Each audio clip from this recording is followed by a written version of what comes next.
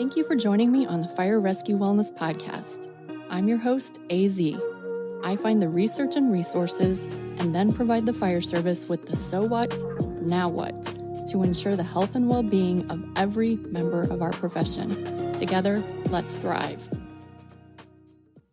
Hey there, everyone. It is AZ with the Fire Rescue Wellness Podcast. We're back with another episode, and today I'm with Megan Lautz, the Rescue RD. Megan, say hi to the podcast people. Hi, everybody. My name's Megan, and I'm so excited to be here with AZ, my bestest buddy. Well, and the thing is, Megan, I am so appreciative of you because this is my first podcast I'm recording outside of the studio, so this has been a whole experience. But Megan and I met during COVID, actually. One of the coaches in Tactical put together an amazing small group of tactical practitioners, I guess you'd call it. And Megan and I were kind of within that group. So we met there, we became buddies. Well, now we collaborate on some stuff once in a while. But Megan, I'm going to ask you some probing questions. Lightning round. Are you ready? In. Let's go. Okay. Megan, who are you? Other than your name, who are you? Oh, yeah, sure. So I'm Megan Lautz. I am a specialist for dietitian, and I specialize in firefighter wellness or firefighter nutrition. I have a strength coach certification. I've been a personal trainer for several years, so I kind of tap into both the nutrition and fitness side of things for fire and rescue. Outstanding. Next question. What sets your soul on fire? Oh, well, I think every day working with first responders is really exciting. I'm never bored. They're always joking around. There's always something that triggers me, and then I trigger them back. And it's just really, really fun. So it's always exciting to just see also like the progress and small wins with some of our first responders. I love it. Okay, last question. This is a hard one, Megan. How are you changing the world? Oh, well, that's a good question. I don't think what I do is on the magnitude of what, firefighters and police officers do by any means. But, I can't do blood, guts, or dead bodies. So I think the next best thing is to help the people who can do the blood, guts, and dead bodies. So Megan is the team manager for those that do blood, guts, and dead bodies. Also, that's very hard to say, especially quickly. Kudos to you.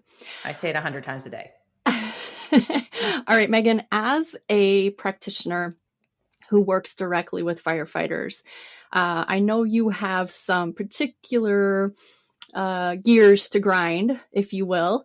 And I know that one of them that you've been talking a lot about recently is caffeine and energy drinks. So let's riff on that for a little bit. Tell us all the things. About caffeine and energy drinks? Yeah, let's go.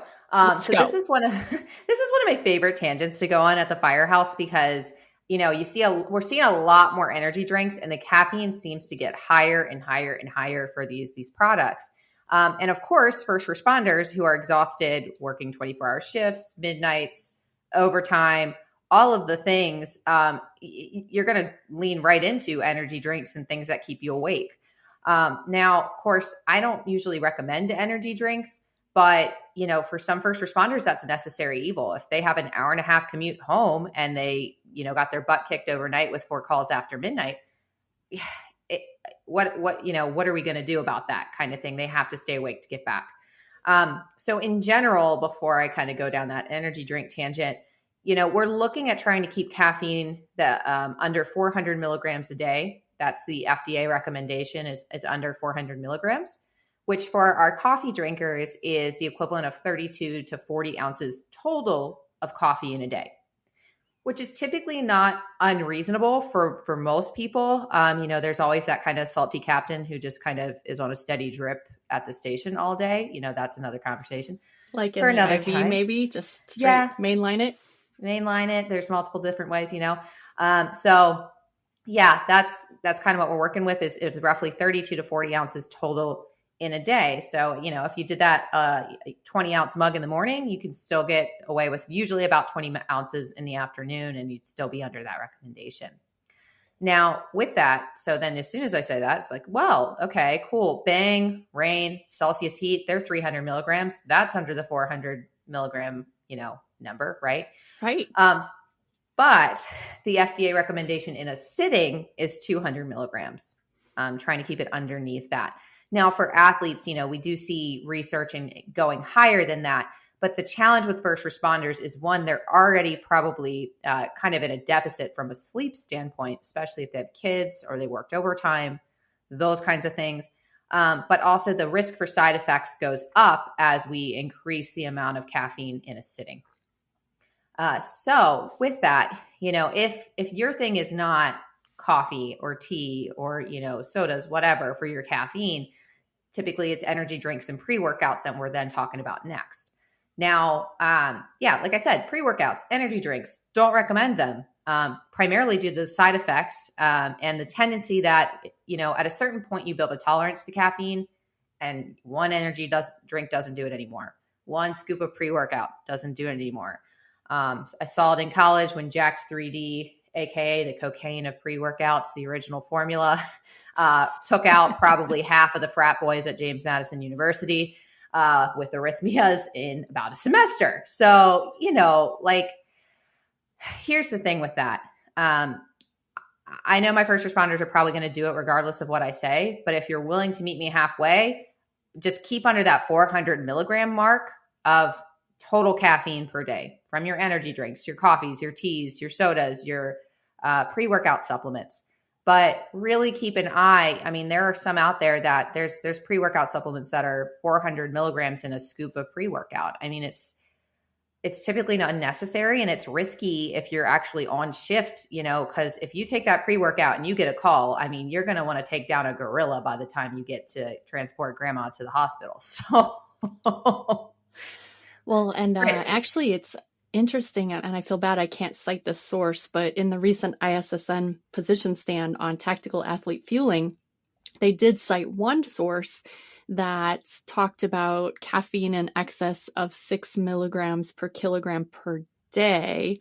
So that's even a healthier dose, heartier dose, I should say, than you're talking about, showing coagulation in firefighters during structural firefighting. So you're right. Yeah. There's absolutely a risk to it.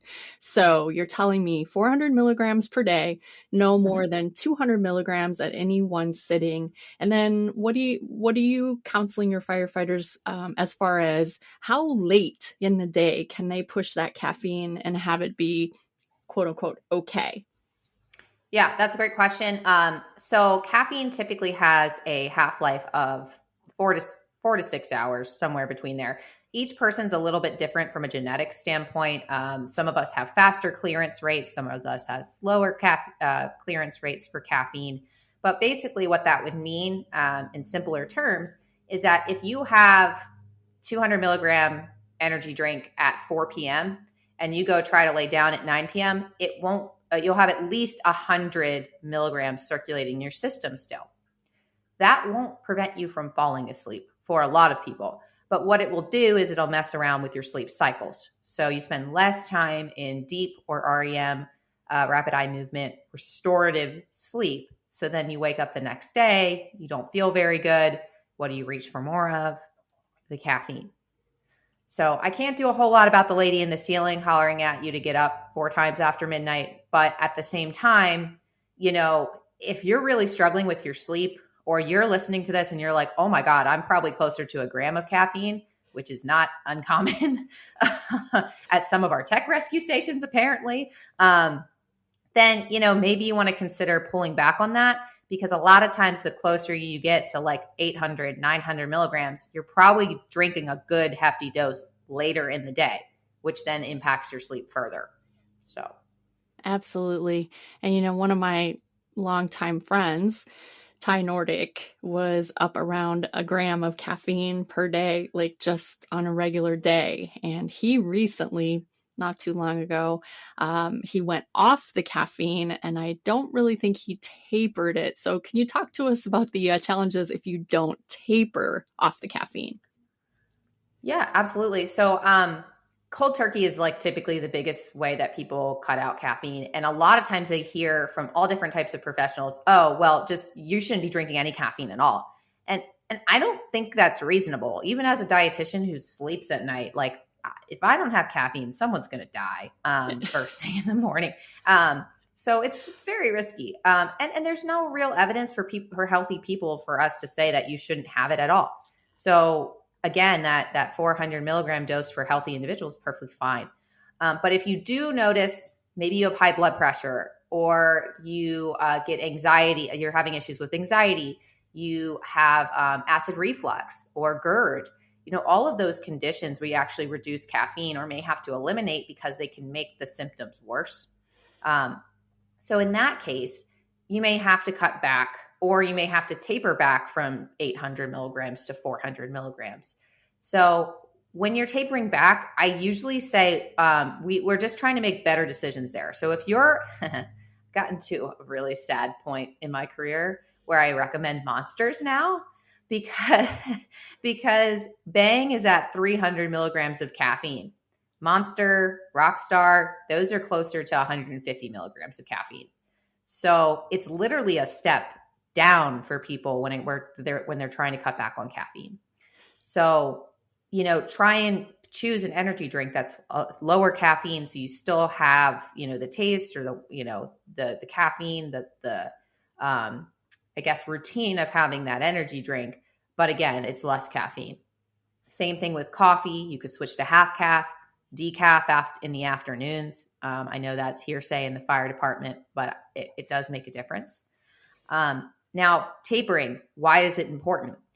If you cut caffeine cold turkey, one, you could get flu-like symptoms, which is crazy. People really do not like physiologically cutting back on caffeine. Flu-like symptoms, anxiety, depression, low mood, and those psychological symptoms are really concerning to me, especially working with a population at such a high risk for PTSD, depression, and anxiety. And especially with people who may not be comfortable going to some mental health providers and may not even realize that they're actually suffering from PTSD, depression, anxiety. And one of the things that I've noticed working with first responders is sometimes they just use caffeine to pull them out of these low moods. So it's like, oh, I'm feeling low again. Maybe they're not even actually physically tired. They're just kind of low mood, sad, maybe even angry, frustrated. Department morale is low. Then they, use caffeine to pull themselves and up themselves out of it. So when we see these really high levels of caffeine, then that to me is a red flag. Are you maybe not taking care of some of these things on the mental health side? So it's something I always mention when people are taping back, because I'm like, hey, if you think your mood is really low, or you're really kind of struggling with anger or frustrations, maybe you should be working with a behavioral health professional while you're cutting this back, or at least a dietitian or somebody, and be aware that the low mood, the depressive symptoms can pop up when you do cut back on caffeine.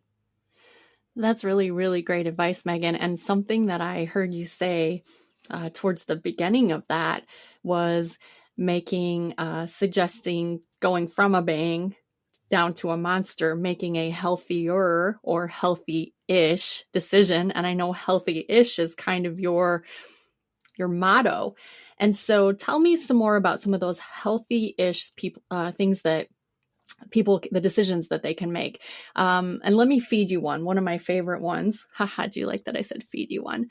One of the favorite ones that you talk about is fiber, firefighters and fiber. So ready, set, go. Sure. So with fiber, quite frankly, if I was going to say if there is any nutrient deficiency or nutrient that firefighters tend to lack the most, it's fiber.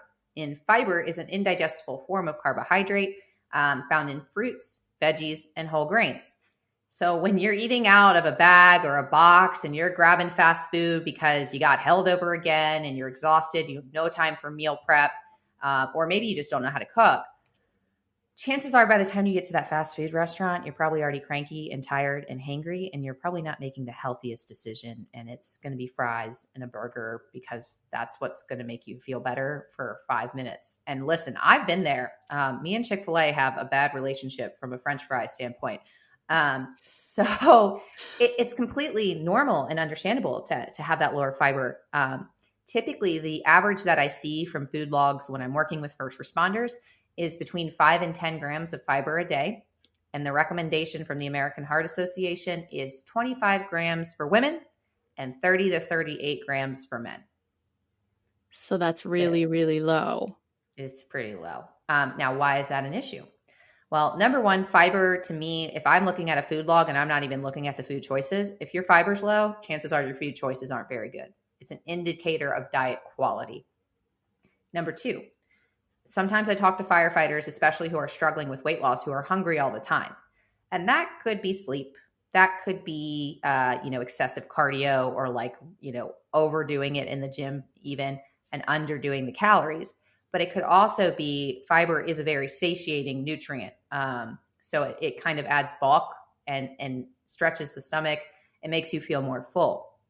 And then the last reason that fiber is important is it can help lower cholesterol, excess blood cholesterol or excess blood glucose in the case of type 2 diabetes. So when I have someone coming back from their physical and their cholesterol is high and they're getting hollered at by the doctor, that is the number one place we go. We go straight to the fiber.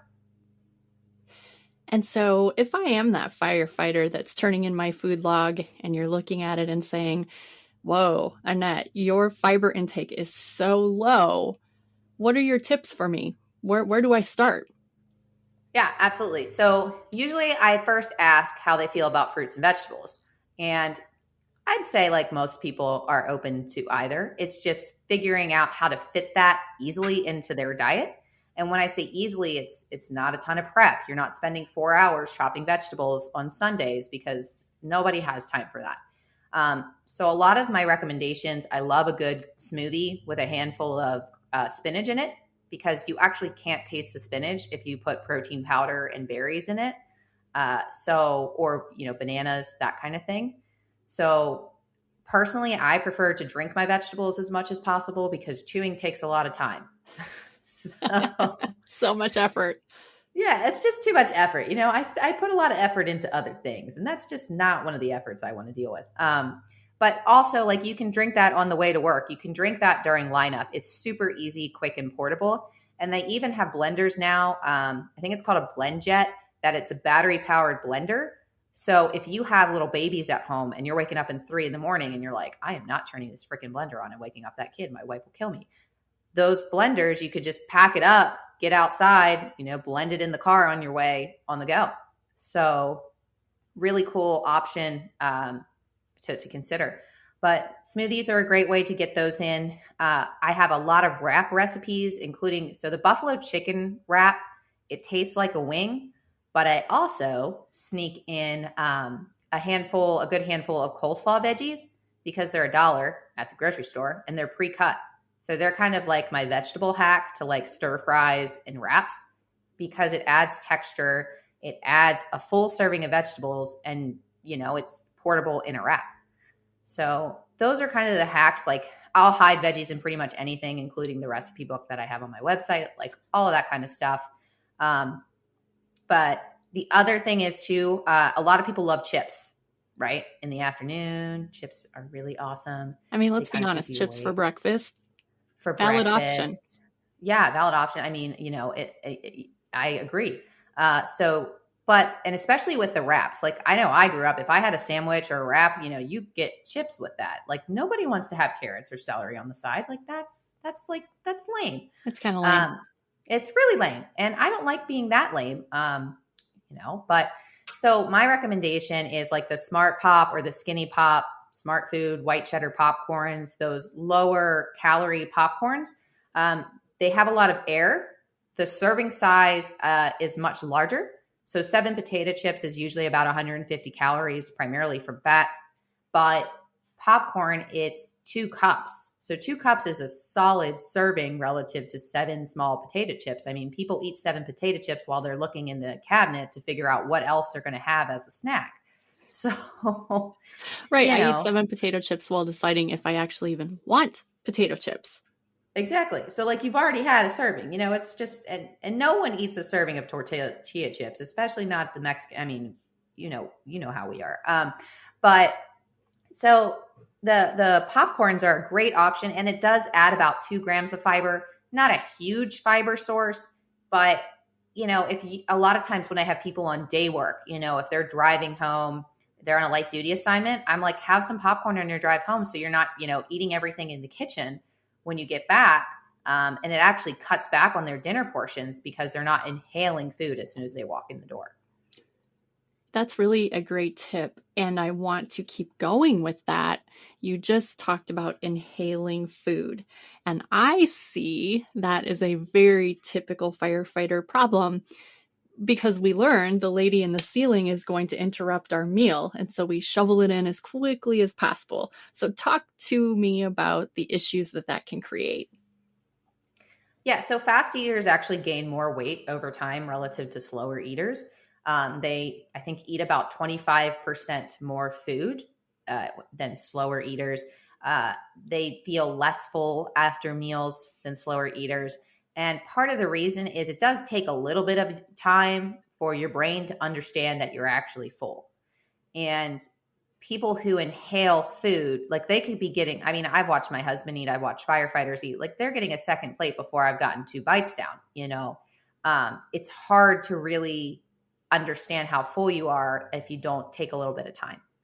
Now, cutting back or slowing down the pace of eating is one of the hardest things for people to do, especially veterans. You know, if they were in basic training and they were just supposed to basically inhale food down a line, and by the time they got to the end of the line, they're out back at training. I mean, it's a habit they've had for 20, 30 years. So really you're looking at how can I slow this down? Number one, if you can add more veggies to the plate, more like crunchy, like foods that can typically take up some space and takes longer to eat. Eating with chopsticks, eating with small utensils. It sounds, well, we have prison forks in Fairfax. Like we have these ridiculously small forks, which I love actually, it. yeah. And then the spoons are like the size of serving spoons. So I don't know what Goodwill they went to for every single station, but it's out Well, of the control. spoons are the size of serving spoons because that's how much peanut butter you need when you Oh God, don't scoop even get me into the started. peanut butter jar. We will save that tangent for a whole nother podcast. Anyway, chopsticks. Yeah, so Slowing down. chopsticks, small utensils. Like I actually, when I eat ice cream at home, I eat ice cream with a baby spoon. I don't even have a baby, so I don't know where I got the baby spoon, but it slows me down. You know, you have to take more bites. You can't really inhale it. So, and then the other thing, so if you're on duty, the biggest thing I get back is, okay, well, if I don't eat, the lady in ceiling is going to yell at me, and it's going to take me 3 calls to get through one meal and potentially 4 hours, right? So typically I would say get like about half, 75% of your normal plate, eat it at your normal pace, inhale it unsupervised. When you get the second plate, then try to purposely slow it down. Force yourself to slow it down, because then at least you have something in your stomach if you do end up on a call. But typically cutting back on the pace of eating is something that you want to try and do off duty and see how you can do. See how it goes. You know, the other thing that we instituted for a while on my shift at my station was we stopped the family style. So we actually put the serving dishes on the counter. And then instead of serving the giant platters as our individual plates, we went down to like a little bit bigger than a salad plate. I do really feel like that helped people be at least a little bit more cognizant of their choices. They could heap as much as they wanted on that smaller plate, but then if they wanted more food, they had to actually just go and get it, which is, we're standard operating procedure type of people. So we need operating procedures. So if that works, that definitely works. Well, I did want to talk to you before we start wrapping up. I wanted to talk to you a little bit about hydration, because that is a problem that I see. I see people coming into work already dehydrated. So let's talk about your tactics and strategies to make sure that your firefighters are hydrated. Yeah, absolutely. So in terms of like numbers we're aiming for, typically we're trying to get to like 90-ish ounces for females and 120-ish ounces for males. This counts any liquid. Like it includes coffee.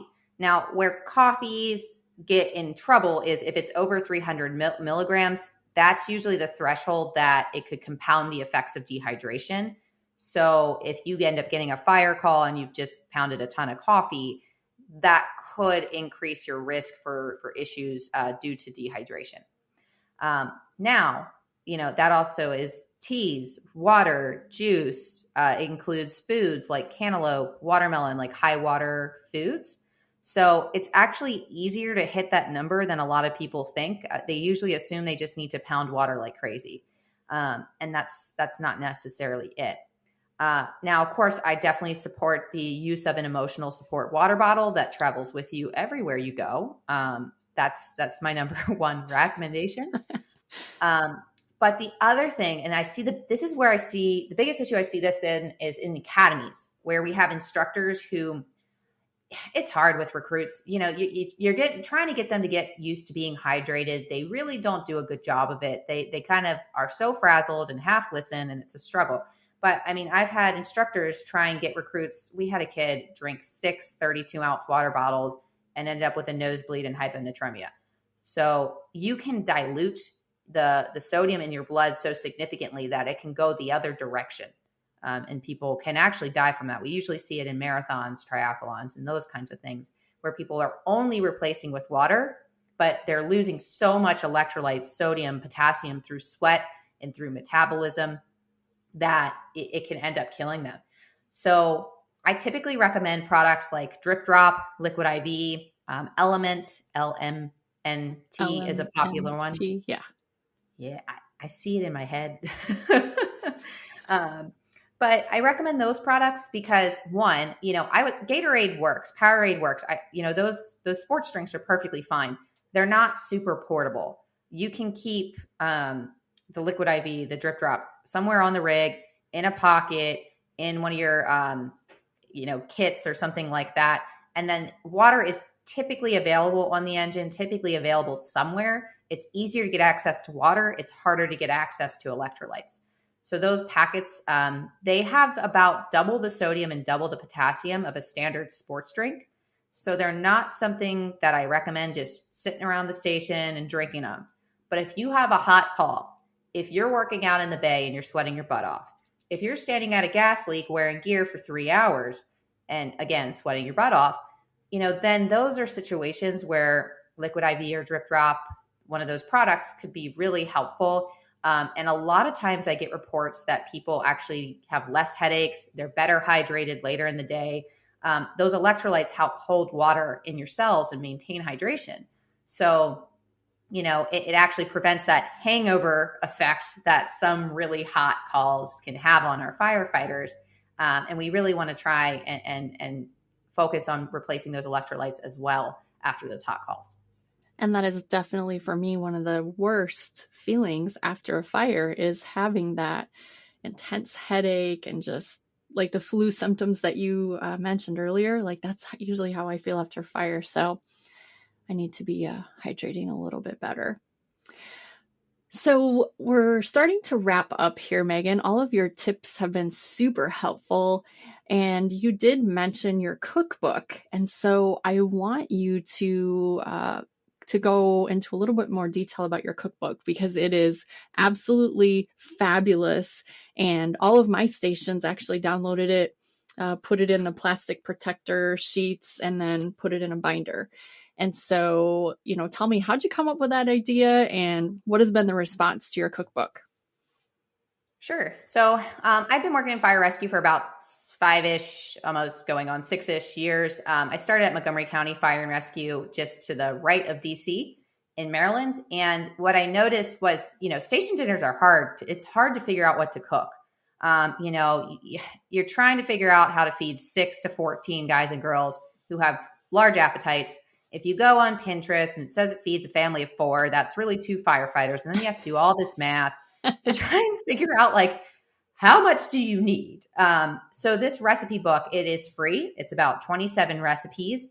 It is $5 to $6 a head for most of the recipes, which is the standard budget, at least in the DC area.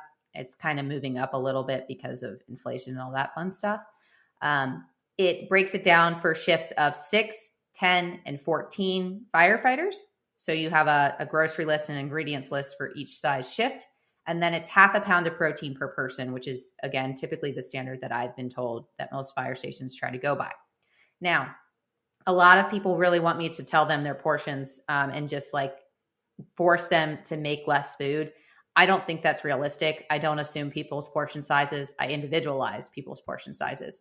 So I typically, these include enough for leftovers, or at least a really hearty portion in case you did have a fire-related call, a really busy shift, and you needed a larger portion. And now my thing is yelling at me. I put a timer on so that I wouldn't go on too many tangents. That's where we're at. I love your tangents, though.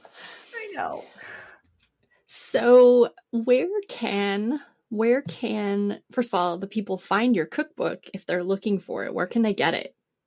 Yeah, sure. So that's on my website, rescuerd.com. And then I have my Instagram. I post 6 times a week on specifically firefighter nutrition tips, really quick, as realistic as I can make them. My goal is to make nutrition fit your lifestyle and your career, not you try to fit some 9-to-5 magical nutrition influencer land of just smoothie bowls and quinoa salads, because that's great and all. If you want to do that, all for it. But it's just sometimes unrealistic for a lot of our firefighters. And that's what I love so much about you. You are realistic, and your recommendations are attainable, doable, and not outside the box. All right. Well, we're going to wrap up this episode. We're actually having you back on really soon to talk about a different topic, but thank you so much for being here to talk to my firefighters today. AZ and Megan are